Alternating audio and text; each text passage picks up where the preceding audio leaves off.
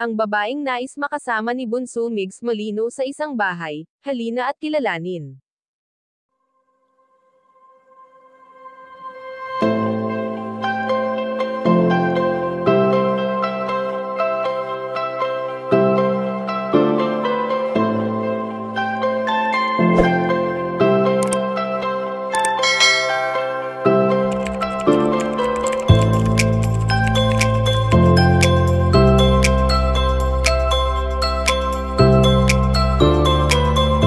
Alam naman natin kung gaano kasaya si Bunso Migs Molino sa tuwing nagkakasama-sama sila ng kanyang buong pamilya.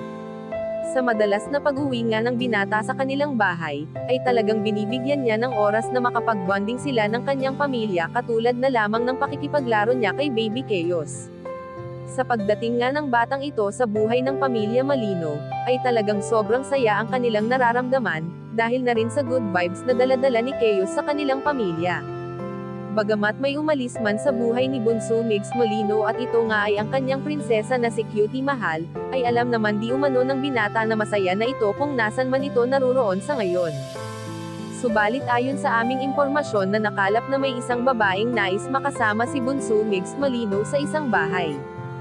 Ang babaeng minsan niya nang nakasama sa isang bubong at ito nga ay walang iba kundi ang namayapang komedyanteng si Cutie Mahal.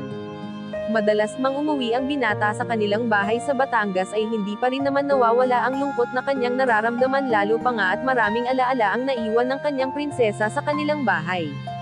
Mawala man ang presensya ni Cutie Mahal, ngunit sa puso't isipan niya ay never itong nakalimutan, dahil sa pagmamahal na kanyang ibinigay para kay Cutie Mahal. Kayo mga kachika, anong masasabi nyo dito? Please leave the comment and don't forget to subscribe.